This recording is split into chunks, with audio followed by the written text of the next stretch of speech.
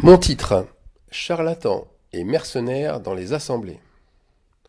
La démonstration que je vais faire, je ne la connaissais pas il y a quelques jours. Que le règne de notre Père vienne sur la terre comme au ciel. Lorsque nous n'allons pas bien, nous cherchons vite une solution pour aller mieux. Eh bien, c'est là que nous sommes très fragiles, car nous nous attachons alors à n'importe quelle solution pourvu qu'elle nous soulage. C'est pourquoi la connaissance qui vient à nos oreilles d'un remède miraculeux, elle devient pour nous providentielle.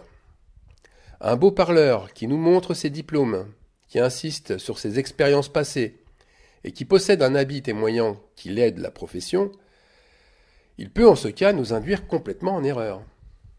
Alors bien sûr, vous m'attendez au tournant. Vous savez très bien que je vais vous parler de religion. Et c'est vrai. C'est un domaine tellement facile pour séduire et tromper les gens déjà fragilisés et les amener à croire à une guérison rapide de leur âme. Le charlatan, qui au départ était un marchand ambulant, qui allait de village en village pour vendre plein de drogues sur les foires, sur les places publiques aussi, souvent en criant haut et fort qu'il est en possession d'un remède miraculeux. Eh bien ce charlatan se retrouve vivant et bien vivant aujourd'hui, avec la même tactique qu'autrefois. On le retrouve toujours sur les places publiques, là où il y a du monde à séduire, là où il y a de l'argent à prendre, et il voyage toujours autant, bien que maintenant avec l'Internet, il peut rester derrière son ordinateur ou avec son smartphone. Et même s'il excelle dans le fait de cacher ses intentions, c'est toujours un marchand. Il a toujours un intéressement, un profit qui lui rapporte. Votre guérison, votre santé mentale et physique n'est pas la raison profonde de sa vocation. De même, combien de bons évangélistes vous diront qu'ils ne font rien, que c'est Christ le guérisseur des âmes. Eux ne sont que de simples disciples, ce sont que de simples exécutants qui prient et qui ont des réponses puisqu'ils sont exaucés. C'est comme dit le dictionnaire, le charlatan est une personne habile qui trompe sur ses qualités réelles et exploite la crédulité d'autrui pour s'enrichir ou s'imposer. En fait, l'art du charlatan est très poussé, elle est très subtile. Il consiste toujours à ne pas se faire repérer et à toujours user de malice pour qu'on lui fasse confiance. Dans la médecine, beaucoup de vrais docteurs sont devenus charlatans. Ils ont réellement, c'est vrai, obtenu les diplômes. Ils exercent leur profession en plein jour. Or, c'est lorsque leur fonction n'est plus de soigner, mais de vendre, c'est alors, à ce moment-là, que le charlatanisme prend le dessus sur leur vocation première. Alors un évêque, un pasteur, un prédicateur, reconnu par ses pairs, qui au départ semble être intègre et avoir une pleine vocation à exercer son métier, il dévie exactement pour les mêmes raisons. Et pourquoi je vous dis cela ? Eh bien parce que le charlatanisme, on l'a très tôt, on l'a dans l'âme. On ne devient pas un charlatan. Toutes les qualités requises ont déjà été transmises à la naissance. Le charlatan n'a plus qu'à rencontrer le moyen de se réaliser. Si bien qu'une personne qui se tourne vers Dieu et qui a dans l'âme le désir d'abuser de la crédulité des autres, s'il ne s'est pas complètement converti, il va naturellement profiter d'une position avantageuse pour exercer le plus vieux métier du monde, celui de charlatan. Et toujours pour ne pas attirer les regards sur lui, il sera le premier d'ailleurs à traiter les autres de charlatans. L'agresseur cherche toujours, et souvent, à se faire passer pour une victime afin d'éloigner tout soupçon. Jésus-Christ a évoqué ce problème.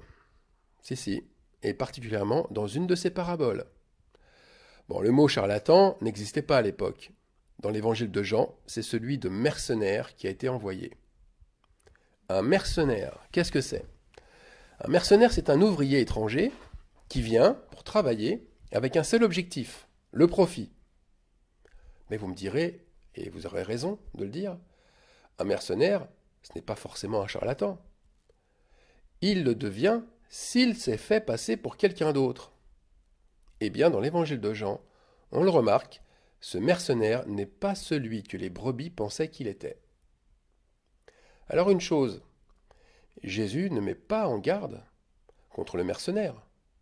Parce qu'il sait très bien que dans les assemblées, elles attirent ce genre d'individus. Non, Jésus montre le faux berger.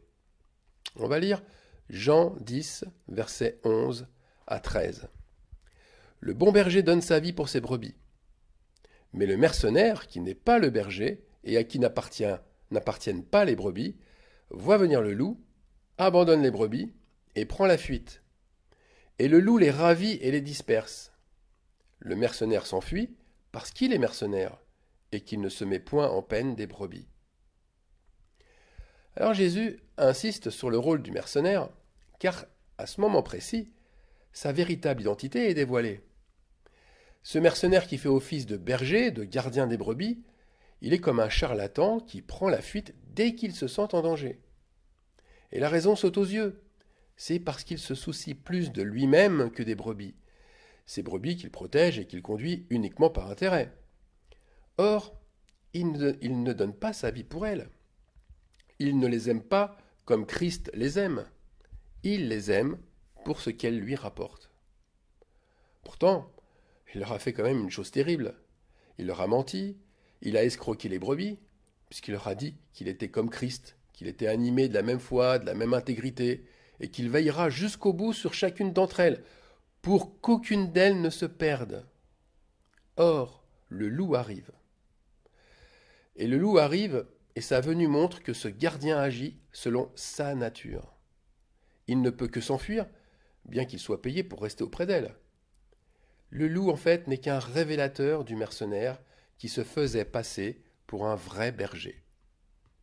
Le loup, en dispersant les brebis, ne fait que de montrer le mercenaire qui ne se met point en peine des brebis. Il préfère sa vie à la leur, et c'est normal pour un mercenaire.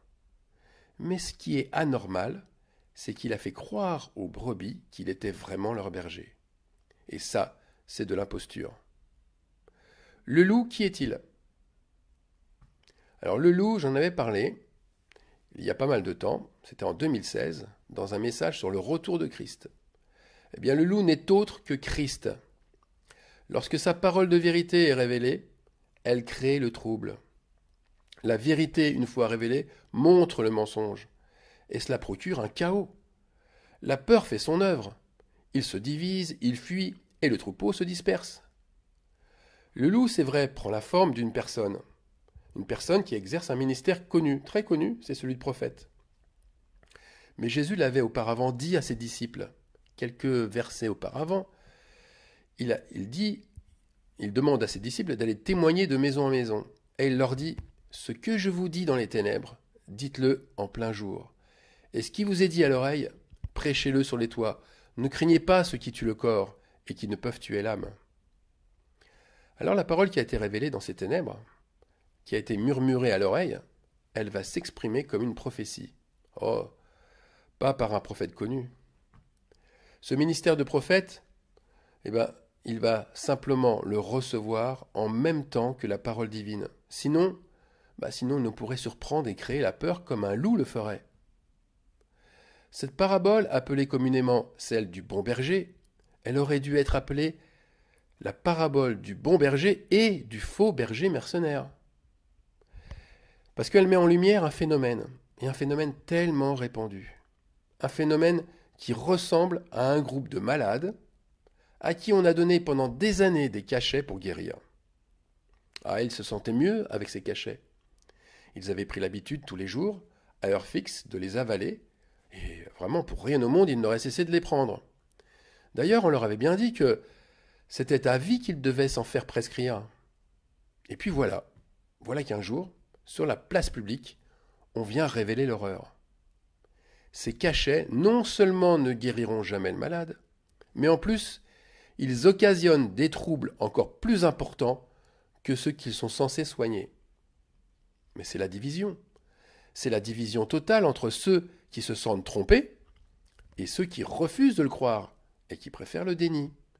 Et oui, certains vont continuer à les prendre parce qu'ils croient toujours dans leur action bénéfique, et les autres vont tout jeter à la poubelle et décider de se soigner autrement. Eh bien, la parole mensongère, qui a été répandue par ce faux pasteur mercenaire, elle est exactement comme ce cachet qui a été vendu pendant tant d'années. Ce cachet n'avait pas vocation à guérir. Mais le docteur, il a agi comme un mercenaire en laissant croire qu'il avait cet effet.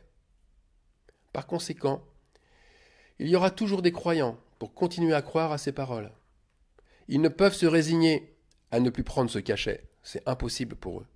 Même s'ils soupçonnent qu'il reste nocif, ils en minimiseront la gravité.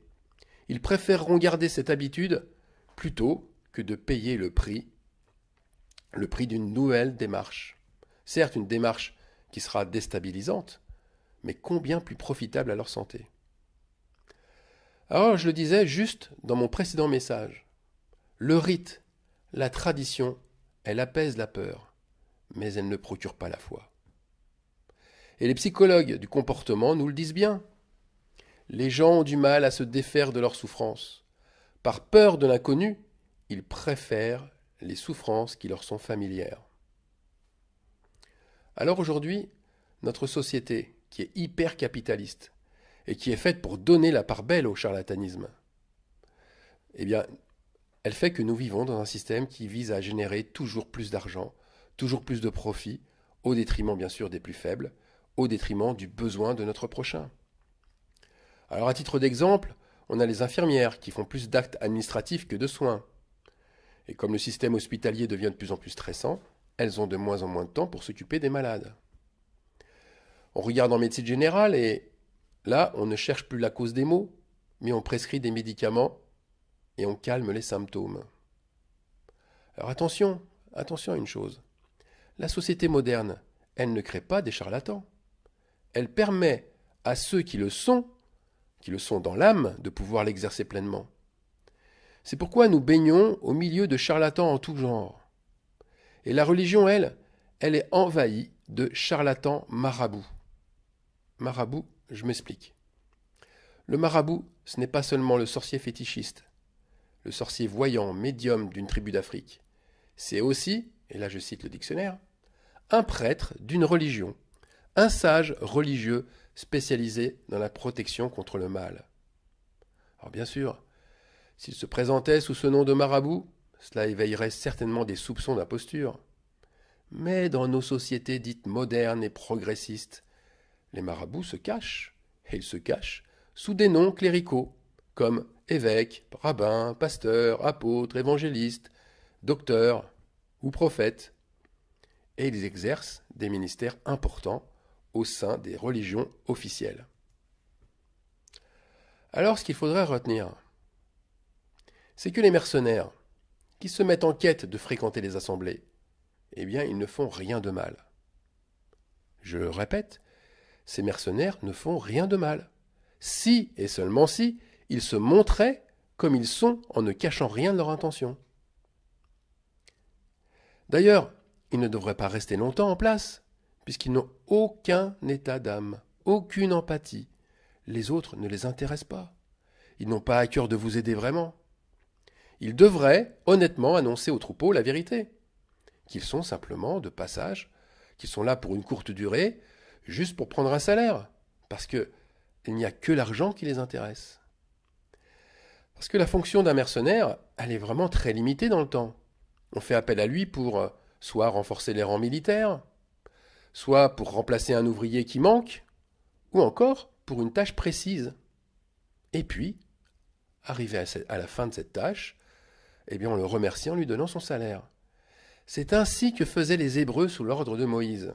Ça date pas d'hier, hein. Et au vu qu'ils n'exercent pas l'aumône, que ces mercenaires n'exercent pas l'aumône, parce qu'exercer l'aumône, c'est le faire en secret, eh bien eux, non, ils le crient partout, lorsqu'ils font une bonne action. Ils n'ont en fait rien à voir dans les ministères du corps de Christ. Les Hébreux aussi les excluaient, j'ai bien dit, les excluaient de leur temple et de leur rite. On lit ça dans Lévitique 22, 10. Regardez cette loi. Aucun étranger ne mangera des choses saintes. Celui qui demeure chez un sacrificateur et le mercenaire ne mangeront point des choses saintes. Vous voyez, le problème du charlatanisme, il est là. Les mercenaires cachent ce qu'ils sont et mangent les choses saintes. Ils ont volé le rôle de sacrificateur. Ils profanent le temple en s'accaparant des choses saintes. Mais ils devraient être considérés, avec respect certes, comme des étrangers, c'est-à-dire comme des non-convertis, et éloignés des fonctions sacerdotales. Ils n'ont même pas, c'est vrai, les mêmes privilèges que les esclaves d'un sacrificateur israélite, qui pouvaient, eux, il faut le dire, manger des choses saintes. On lit ça dans Lévitique, chapitre 22, verset 11. Donc ces commandements qui sont donnés à Moïse, ils avaient comme intention première de protéger le temple et puis d'éviter les divisions et le chaos. C'est, rappelez-vous, ce que révèle le temple d'Ézéchiel. Et aujourd'hui, Christ a-t-il changé à leur égard? À en lire ce qu'il dit lui-même du mercenaire, moi j'en doute vraiment. Or, nous assistons quand même à contrario à toute autre chose. Les mercenaires sont à la tête des assemblées. Ce sont eux qui imposent leurs lois, eux qui imposent leur doctrine, eux qui trient la nourriture sainte, eux qui décident des collectes et des dons, ou encore, ce sont toujours eux qui rétablissent la dîme. Ils font, et là je pèse mes mots, ils font un délit qu'on appelle abus de faiblesse ou abus de confiance, parce qu'ils profitent de l'ignorance des croyants, ils profitent de leur faiblesse morale ou physique, encore plus quand ils sont affaiblis par la maladie ou le deuil, ils profitent de tout cela pour s'octroyer un pouvoir et une rémunération. Ces mercenaires de la foi, je le rappelle, n'ont qu'un seul but, se dégager un salaire et perdurer le plus longtemps possible. Christ, c'est vrai, les laisse faire. Il les laisse faire jusqu'au jour de leur jugement. Le jour qui montrera le faux berger mercenaire.